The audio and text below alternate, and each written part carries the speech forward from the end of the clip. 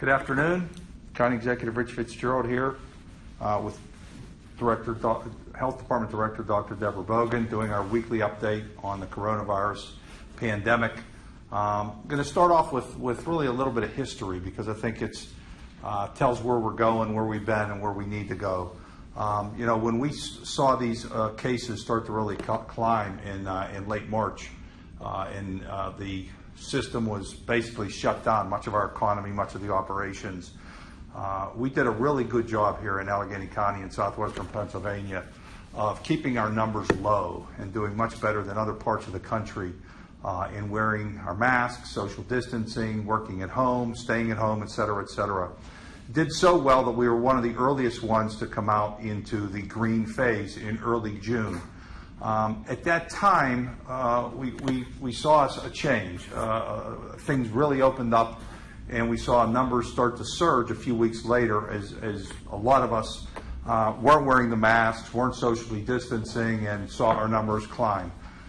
In late June, after 3 weeks of that, Dr. Bogan and her team issued some more restrictions and more importantly, some warnings that we really need to get back to wearing our masks, doing all the things we had done to successfully deal with the pandemic.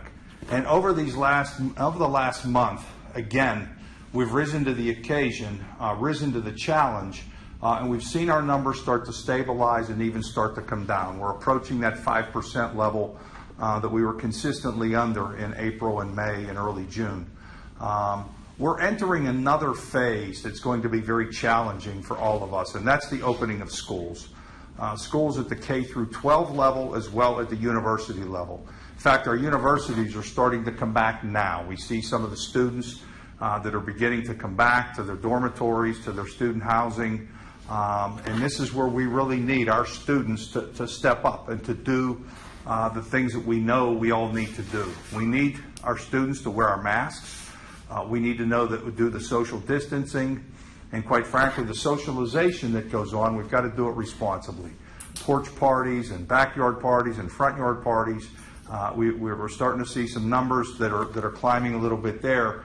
And if we want to keep our universities and activities open, if we want to keep our schools open, it's really going to be all of us. All of us are challenging, our teachers, our professors, our staff, our kindergarten students up through our university students, to all continue to do the things we know we have to do if we're going to keep our numbers low and we're going to keep as much of our activities and our economy open as we can. So it's incumbent upon all of us over these next few weeks as we reach this very challenging period as students leave their home more often and come back to their buildings and their school activities and the things that are happening. So we really want to make sure everybody is wearing their masks, keeping as distant as they can, and acting responsibly so we can continue to make the success that we have seen over these last few weeks. So with that, let me turn it over to Dr. Bogan to update us on where we are this week.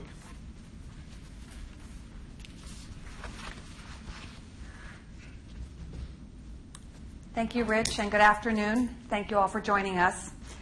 I am so pleased to report that for 4 of the last 5 days, the number of new cases we reported here each day was below 100. As the number of new cases climbed, we pulled staff from different programs at the health department, trained them, and put them to work conducting case investigation and contact tracing. And we were able to send those employees back to their normal jobs this week, which is great. Thank you to everyone at the health department and our volunteers from the Department of Human Services, the Pennsylvania Department of Health, the National Guard, the Medical Reserve Corps, and others who helped us during those times. We could not have stayed on top of our cases and contacts without all of your help. And thank you to every person who picked up the phone call from the health department and answered our questions.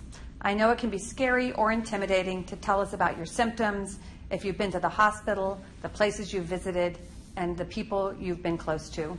But it is extremely important in helping us control the spread of the virus. And close contacts, those people we called, thank you for following our instructions and staying home in quarantine. I know that it's very hard to stay home for 14 days. I also want people to know that Allegheny County has resources available, whether through the health department, the Department of Human Services, or any of the many great community partners we have that help us people facing challenges because of sickness, isolation, or quarantine. So please, when we do call, if you have needs, be open and upfront with us so that we can help you provide whatever services you need, whether it's with childcare or food or staying isolated in a crowded home. We're here to help you. So let us know what we can do. Our health professionals are trained to get the help you need. We do continue to monitor the places and activities reported by our new cases.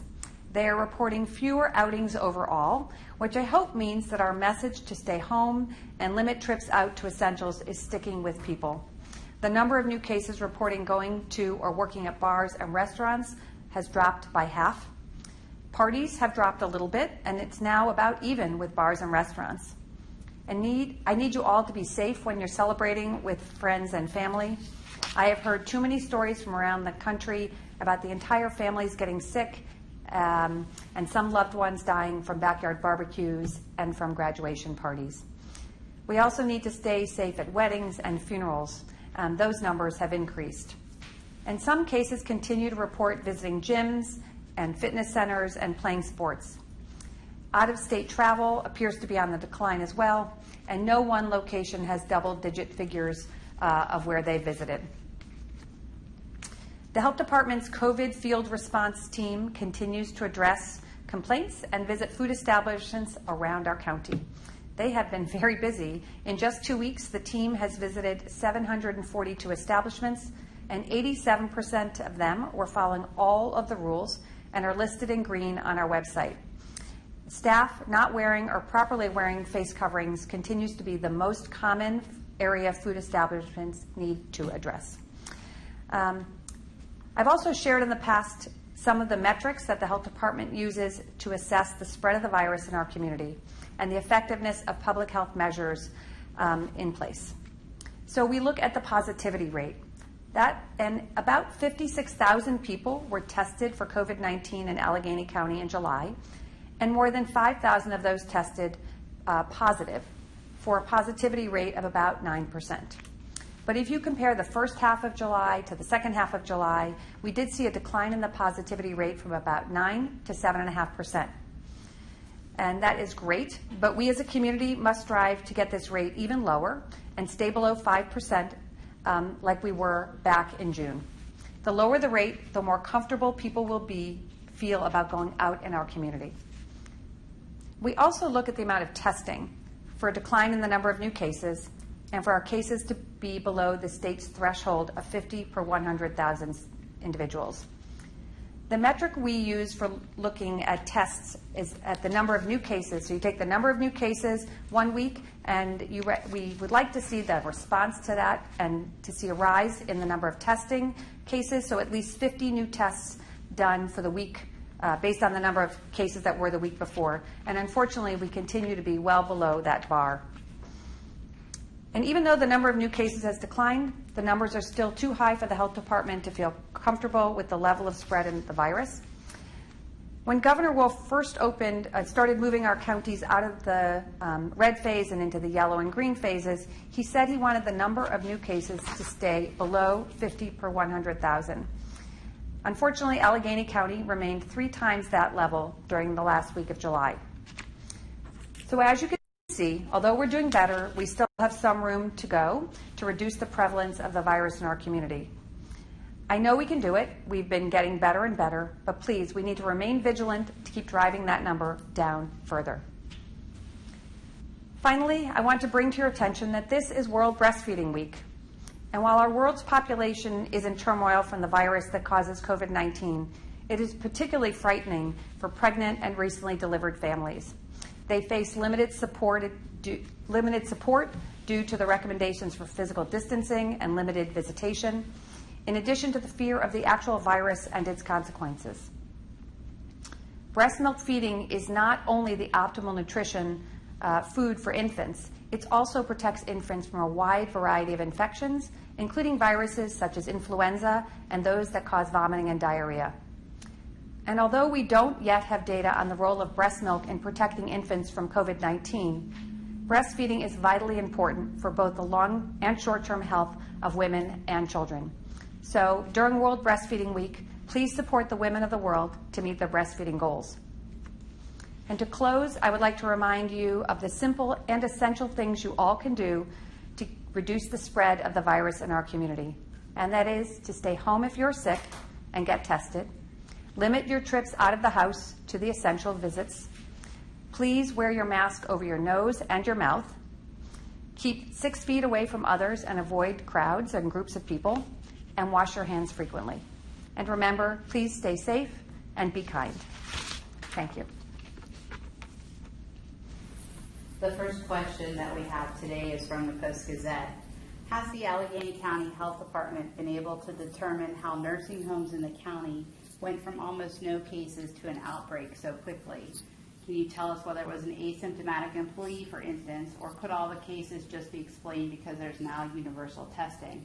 And does that mean many patients were asymptomatic before and just didn't know it? We do not have an absolute right answer to that question because we can't prove where the infection came from.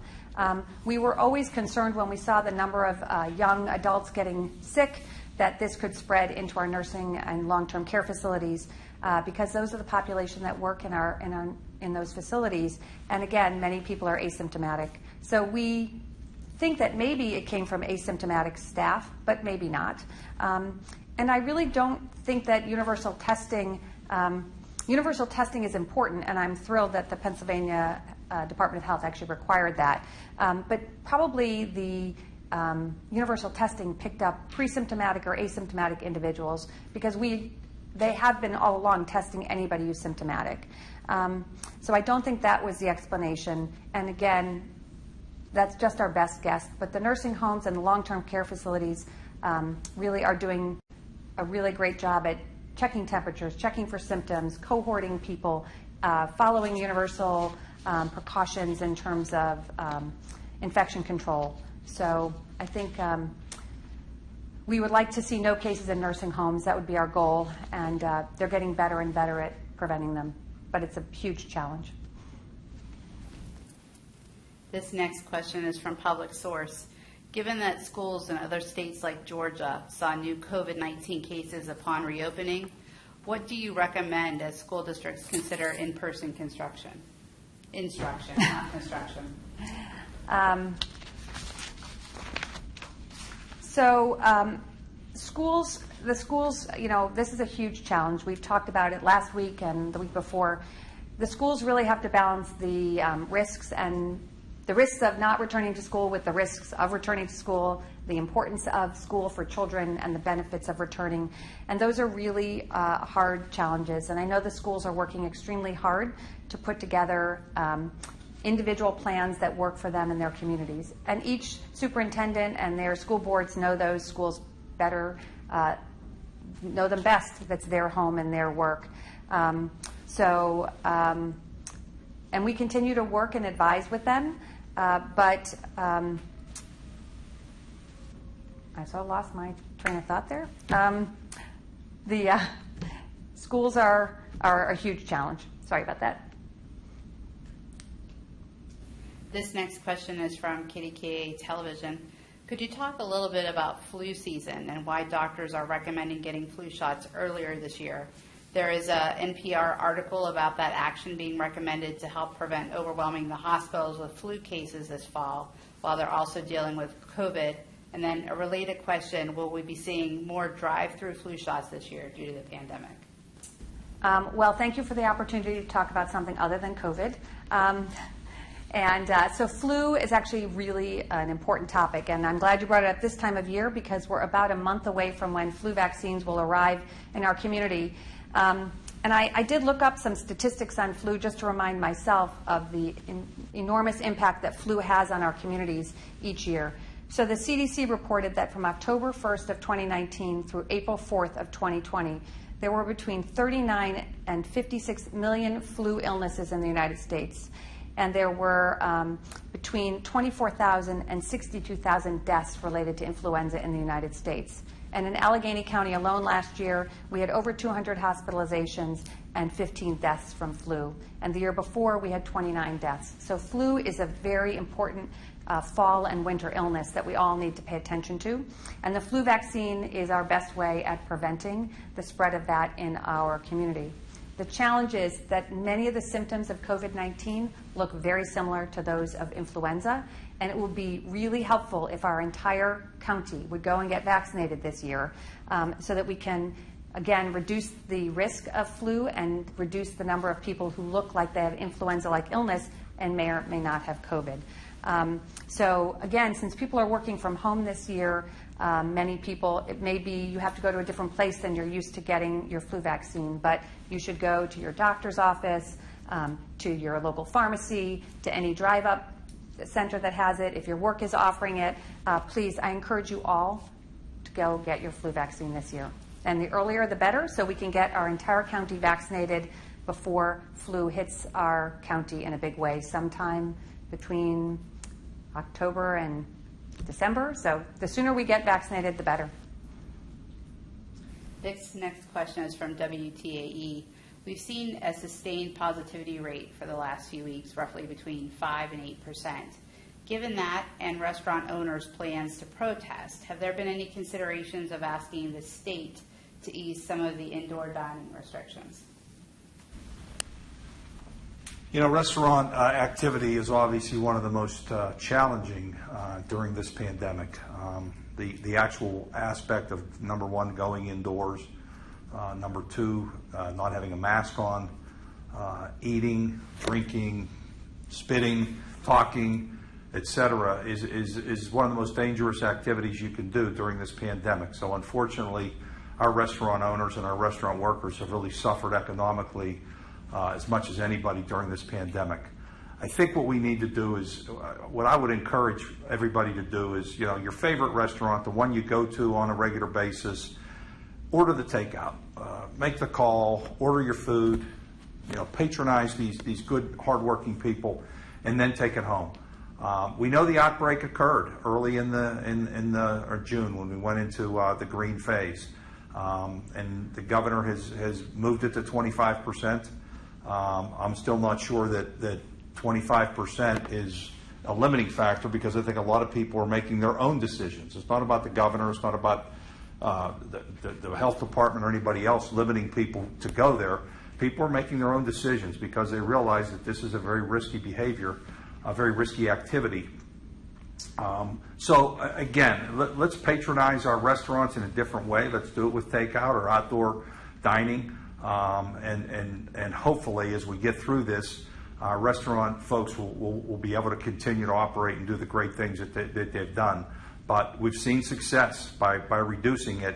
And as we now enter into a very risky endeavor, as we all go back to school from all levels, to add two uncertainties into the numbers that could potentially rise and be risky, is very difficult. So at this point, I think the governor has been right on where he needs to be. We understand that it's challenging, and again, we encourage people to continue to patronize their restaurants, but do it in a safer way than has been done in the past. This follow-up question for Dr. Bogan.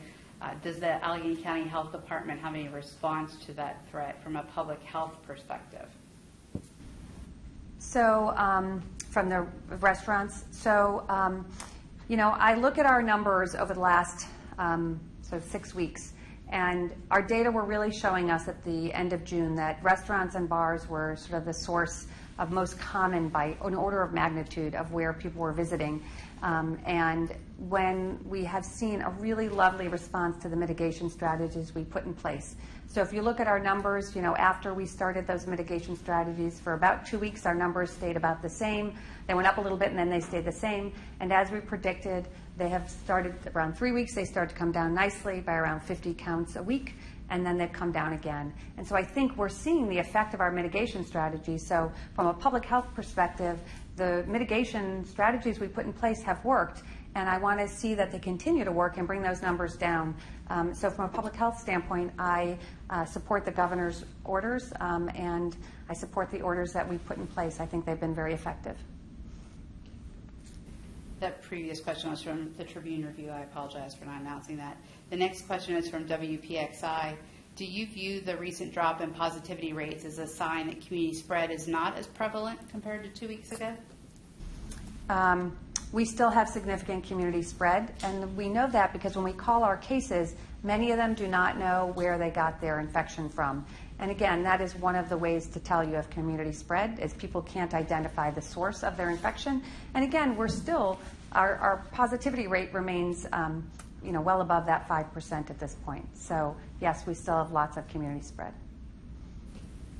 This next question is from WESA. In the daily COVID-19 updates, reports often include results from tests conducted 2 or 3 weeks prior. Most places that perform testing say their patients get results in a matter of days. Where are these backlogs or lags coming from, and which entities are more likely to take weeks to submit results to the county?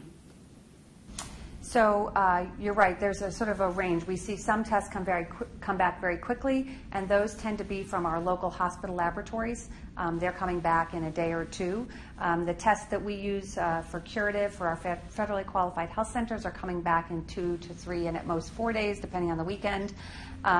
It's really the large national laboratories that are servicing the entire country that are challenged in returning those labs very late. And again, that is a national problem, not a local problem, because, again, they're servicing states like Florida and Texas that are having huge surges and huge amount of testing, and they have a backlog. So that's where that is coming from. This next question is from WTAE.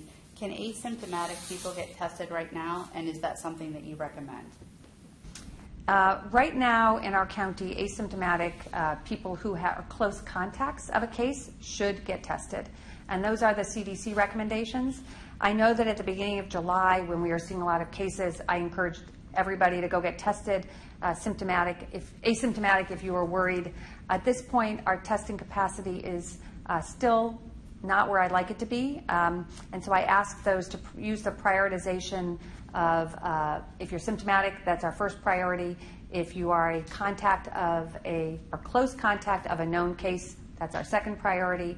And then asymptomatic and what I call the worried but no clear exposure, that would be our lowest exposure. So we are our lower recommendation. And we have a guidance out on our website that walks through that prioritization. I hope that our testing capacity will increase in the near future, and that people who are worried that they could have it can get tested, but right now we just don't have that capacity here. This next question is from the Post-Gazette.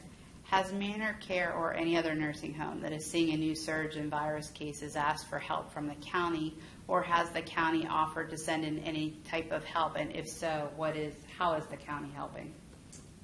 So the Allegheny County Health Department reaches out to any long-term care facility with a case. But I think what's most important is to know that the state put in place a new resource called the Regional Response Health Collaborative Program, which they refer to as RICP. It's been an incredibly helpful resource. They basically are supporting our healthcare facilities, AHN and UPMC, to serve as experts and to provide resources for our long-term care facilities. And they do things like provide best practice, they do on-site visits, they help with PPE, they help with testing, and that resource has been incredibly helpful. And yes, the long-term care facilities have reached out and received services from that group. And again, it's a wonderful newly available, I think, I'm trying to remember exactly when it started, but it's been a great resource for our long-term care facilities. And we work with that team as well. This next question is from Public Source. Earlier this week, Dr. Deborah Birx recommended household members wear a mask at home in areas that are experiencing COVID surges. While the numbers in the county have dropped, they are still significantly higher than in May and June. What are your thoughts on that recommendation? So I believe that Dr. Birx's comments were really directed at people living in multi-generational households and those with high risk, living with high-risk individuals. and in cases where there was, a rise in cases. So there has been a longstanding recommendation that if you have somebody who is in your home who's particularly high risk, to be very careful and to consider wearing masks when you're near that person, especially if you've just, if you're worried you could have it or you're a high-risk worker. So I completely agree with her comments, again, related to the specifics in which she meant them. This next question is from WESA. Could you tell us how long it takes a case investigator to reach out to someone with a positive test result, and how long does it take for contact tracing to begin? So case investigation, the case is assigned right away when it comes into the health department. That's usually within a couple of hours. And then the case investigator who it's assigned to calls as soon as they can. Our goal is that people be called within a few hours of us finding out. Sometimes it's a little bit longer than that. Again, during our surge, it was a little bit longer. And then sometimes it's really hard to reach the case, so you try reaching them, and once you reach them and you conduct the case investigation, you get their list of contacts. And that list of contacts is supplied then to our contact tracing team. And again, as soon as those names are entered, we try to reach out to them. But again, our goal is within 24 hours of it being entered that it be addressed. And again, sometimes we can't reach those contacts, and we try up to 3 times to reach all of our contacts. This next question is from the Post-Gazette. Though the county's case counts have leveled off and fallen a bit, they still are significantly higher than the counts in the spring. Will the county have to put in place additional restrictions to truly drive these down, or are we going to have to accept that we're going to have hundreds of new cases each week, particularly as we head into the fall? I think I addressed this a little bit earlier in that, we have seen a really nice, steady response. You really can't look at numbers by day because there's a lot of variability and noise in the data. But if you look at at a 2-week block, you'll see we went from, on average, about 250 cases a week down to about 175 to 150, and now it's down, around 100. And if we continue to do all the things that we've talked about, and we as a community stay vigilant, we should see those numbers continue to go down. And so I don't think we need to do anything special or particular different. We just need to keep doing what we're doing. Wear our masks whenever you're out. Wear them properly. Wash your hands. Keep physically distanced from people. Those are really the things that have worked across the world and can work here if we continue to do that. So at this point, I just expect those numbers to keep dropping very slowly over the next couple of weeks if we stay at it. This next question is from Public Source. On Monday, the health department provided an age breakdown of hospitalizations. Can you provide any update on this by race? And are there trends that the county has seen in race and hospitalizations? So we are working at the county health department to put out trends across time for both race, by hospitalization by race, cases by race, and we hope to have that up soon. We definitely did see, if you look at the month of July and you look at the time surge, the time in the sort of peak cases that we were seeing, we definitely saw an increasing disparity between our black community and our white community in the number of cases and the number of hospitalizations by rate. That is the number of cases per 100,000 individuals. And so we've been keeping a very close eye on that. And again, we hope to have all those data up on our website in the very near future. We'll let you know when we do. This question is from WESA. You previously answered a question about lag time for testing, which can be several weeks. Are there concerns that these lag times are significantly muddying the data, or are enough of the tests being turned around quickly so that you're able to confidently draw the conclusion that case numbers are indeed declining? Yeah. Confident in our numbers. Again, I try to look at them over a week or 2 period, and I'm, again, consistently from the mid of July till now, we are definitely seeing a steady decline. It's, again, I don't recommend you look at day to day. And the lag time in the labs, again, it's a minority of the cases. Most of the tests are being sent to local labs and coming back quickly enough that I feel like the confidence in our numbers is good. And this last question from WTAE, should fall sports be played in Allegheny County? Oh, that's a tough and loaded question. Thank you for that as the last question. I worry a lot about contact sports when our case rates are high. and young children have asymptomatic spread a lot. So I know that that's been a heated conversation, and at this point I'm going to hold my thoughts until we have more data on sports. But it is a challenge for sure, and not all sports, I will also say not all sports are equal risk. Contact sports are very different than, say, tennis across a tennis court, or I could think of golf or other things where there's low contact and far distances between people. So whether they should be played or not, I think depends a lot on our case counts and where we're going. That was the final question. If there's any closing remarks. Thank you, Dr. Bogan, and thank the members of the health department who have really been, again, doing yeoman's work, and really all of our frontline folks who are out there, putting themselves at risk, but to serve the public. And I'm talking about people that serve our food, and first responders, and people that take care of our folks in our nursing homes, and our healthcare workers, and so many who are out there on a daily basis doing things that doing the activities. What we've learned throughout this is activities that we do are different, and they're going to have to be different until we get a vaccine or a cure. But if we do these activities in a good, responsible, health responsible way, wearing our masks, keeping socially distanced, etc., doing the things that our health experts are telling us, we can do them. We've seen Major League Sports have now come back. They're back differently. There aren't fans in the seats, but we can certainly watch it on TV. Baseball, basketball, hockey have come back. Retail, it's different. Restaurants and food, it's just going to be a different activity where there's more takeout and more outdoor dining as opposed to indoor dining. Meetings, we all know how meetings are different right now. They're on Zoom or Microsoft Teams or other ways, or conference calls, on and on.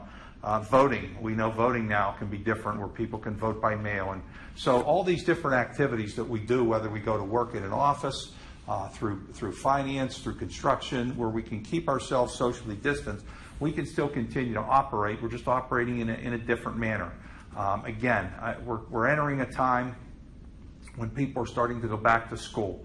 And again, I bring this up, wearing the mask. The mask is what you do when you wear a mask is you're saying you care about your community. You care about your fellow men and women that you come in contact with, the boys and girls that you go to school with. It's not just about you wearing that mask. As the President says, it's patriotism. You're patriotic if you wear a mask. And that's what we want people to do. Generations before you, college students, were asked to go across the pond, go across and put yourself in harm's way to defend freedom and fight wars. We're in a different kind of a war. We're in a war with a virus. But we need your help. We need you to be vigilant. We need you to be responsible. And we need you to wear your masks and actually put a little peer pressure on your fellow classmates if they're not wearing their mask. When you're in class, you need to be wearing that mask. When you're out and around people, you need to be wearing that mask, and you need to be keeping that distance. We're counting on you. We're counting on you to have a good fall in which we can have activities such as sports and other activities that we'd like to see return to somewhat of a normal in this pandemic time. So let's continue to work together, continue to work and listen to our health professionals. Let's continue to drive those numbers down and continue to open up as much as we can and operate in as normal manner as we can. Thank you, and stay safe.